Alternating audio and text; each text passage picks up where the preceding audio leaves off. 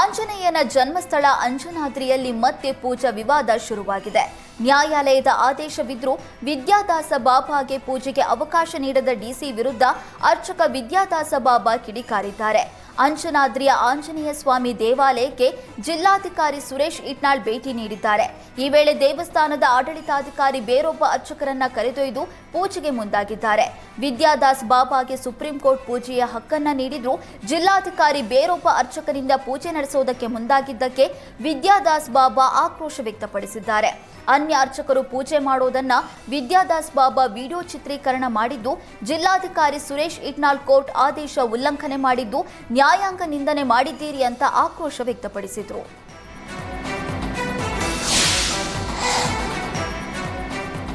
ಕಬ್ಬಿನ ಗದ್ದೆಯಲ್ಲಿ ಭಾರೀ ಗಾತ್ರದ ಹೆಬ್ಬಾವು ಕಾಣಿಸಿಕೊಂಡಿದೆ. ಕಬ್ಬು ಕಟಾವು ಮಾಡುವ ವೇಳೆ ಯಳಂದೂರು ತಾಲೂಕಿನ ಕೋಮಾರನಪುರ ಗ್ರಾಮದ ರವಿ ಎಂಬುವರ ಜಮೀನಿನಲ್ಲಿ ಹೆಬ್ಬಾವು ಕಂಡುಬಂದಿದೆ. ಕೂಡಲೇ ಉರಗ ತಜ್ಞರಿಗೆ ಮಾಹಿತಿ ನೀಡಿದ್ದಾರೆ. ಸ್ಥಳಕ್ಕೆ ಬಂದ ಸ್ನೇಕ್ ಮಹೇಶ್ ಹೆಬ್ಬಾವನ್ನ ಹಿಡಿದು ರಕ್ಷಣೆ ಮಾಡಿದ್ದಾರೆ. ಹೆಬ್ಬಾವನ್ನ ಬಿಳಿಗಿರಿ ರಂಗನ ಬೆಟ್ಟ ಹುಲಿ ಸಂರಕ್ಷಿತ ಅರಣ್ಯಕ್ಕೆ ಸುರಕ್ಷಿತವಾಗಿ ಬಿಡಲಾಗಿದೆ.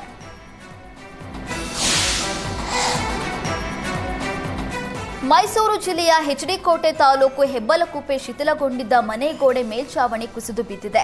ಹೆಬ್ಬಲಕುಪ್ಪೆ ನಿವಾಸಿ ಗೋವಿಂದ ಶೆಟ್ಟಿ ಎಂಬುವರಿಗೆ ಸೇರಿದ ಮನೆ ಕುಸಿದು ಮನೆಯವರೆಲ್ಲ ಒಳಗೆ ಸಿಲುಕಿದ್ರು. ಕೂಡಲೇ ಸಹಾಯಕ್ಕೆ ಧಾವಿಸಿದ ಸ್ಥಳೀಯರು ಮನೆಯಲ್ಲಿ ಸಿಲುಕಿದವರನ್ನ ರಕ್ಷಣೆ ಮಾಡಿದ್ದಾರೆ. ಗೋವಿಂದ ಶೆಟ್ಟಿ ಪತ್ನಿ ರಾಧಾ, ಪುತ್ರ ರೋಹಿತ್, ದೊಡ್ಡಮ್ಮ ಸುವರ್ಣಮ್ಮ ಎಂಬುವರನ್ನ ಸ್ಥಳೀಯರು ರಕ್ಷಣೆ ಮಾಡಿದ್ದಾರೆ. ಅದೃಷ್ಟವಶಾತ್ ಮೂವರು ಪ್ರಾಣಾಪಾಯದಿಂದ ಪಾರಾಗಿದ್ದು ಮನೆ ಕಳೆದುಕೊಂಡವರಿಗೆ ಸೂಕ್ತ ಪರಿಹಾರ ನೀಡುವಂತೆ ಗ್ರಾಮಸ್ಥರು ಅಧಿಕಾರಿಗಳಿಗೆ ಒತ್ತಾಯಿಸಿದ್ದಾರೆ.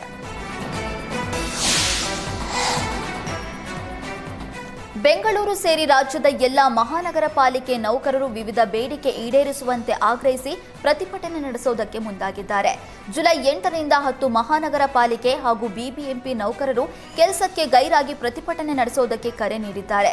ಜುಲೈ 8ರಂದು ಎಲ್ಲ ಮಹಾನಗರ ಪಾಲಿಕೆ ಅಧಿಕಾರಿಗಳು ಮತ್ತು ಸಿಬ್ಬಂದಿಗಳಿಂದ ಬೆಂಗಳೂರಿನ ಫ್ರೀಡಂ ಪಾರ್ಕ್ನಲ್ಲಿ ಧರಣಿ ನಡೆಸುವುದಕ್ಕೆ ಮುಂದಾಗಿದ್ದಾರೆ. ಇದಕ್ಕಾಗಿ ರಾಜ್ಯದ ಎಲ್ಲ ಮಹಾನಗರ ಪಾಲಿಕೆ ಅಧಿಕಾರಿ ಸಿಬ್ಬಂದಿಯಿಂದ ಬೆಂಗಳೂರು ಚಲೋಗೆ ಕರೆ ನೀಡಿದ್ದು, ಸರ್ಕಾರ ನಮ್ಮ ಬೇಡಿಕೆಗಳಿಗೆ ಸ್ಪಂದಿಸದಿದ್ದರೆ ಅನಿರ್ದಿಷ್ಟಾವಧಿ ಮುಷ್ಕರ ನಡೆಸುವುದಾಗಿ ನೌಕರರು ಎಚ್ಚರಿಸಿದ್ದಾರೆ. ನೌಕರರಿಗೆ ಉಚಿತ ಚಿಕಿತ್ಸೆ ಸೌಲಭ್ಯ, 7ನೇ ವೇತನ ಆಯೋಗದಂತೆ ವೇತನ ಸೇರಿದಂತೆ ಹಲವು ಬೇಡಿಕೆಗಳನ್ನು ಸರ್ಕಾರದ ಮುಂದಿಟ್ಟಿದ್ದಾರೆ. ಚಿಕ್ಕಮಗಳೂರು ಜಿಲ್ಲೆಯ ಮೂಡಿಗೆರೆ ತಾಲೂಕಿನ ದುರ್ಗದ ಹಳ್ಳಿಯಲ್ಲಿ ಕಾಡುಕೋಣ ದಾಳಿಗೆ ವ್ಯಕ್ತಿಯೊಬ್ಬ ಬಲಿಯಾಗಿದ್ದಾನೆ. ರಮೇಶ್ ಮೃತ ದುರ್ದೈವಿ. ತೋಟದಲ್ಲಿ ಕೆಲಸ ಮಾಡುವಾಗ ಕಾಡುಕೋಣ ದಾಳಿ ನಡೆಸಿದೆ. ತೀವ್ರ ಗಾಯಗೊಂಡಿದ್ದ ರಮೇಶ್ ಮೃತಪಟ್ಟಿದ್ದಾನೆ. ಸ್ಥಳಕ್ಕೆ ಬಾಳೂರು ಪೊಲೀಸರು ಹಾಗೂ ಅರಣ್ಯ ಅಧಿಕಾರಿಗಳು ಭೇಟಿ ನೀಡಿ ಪರಿಶೀಲನೆ ನಡೆಸಿದ್ರು. ಮೂಡಿಗೆರೆ ಕಳಸಾ ಭಾಗದಲ್ಲಿ ನಿರಂತರವಾಗಿ ಕಾಡುಕೋಣ ಕಾಣಿಸಿಕೊಳ್ತಾ ಇದ್ದು, ಕಾಡುಕೋಣ ದಾಳಿಗೆ ಶಾಶ್ವತ ಬ್ರೇಕ್ ಹಾಕಬೇಕು ಅಂತ ಸ್ಥಳೀಯರು ಒತ್ತಾಯಿಸಿದ್ದಾರೆ.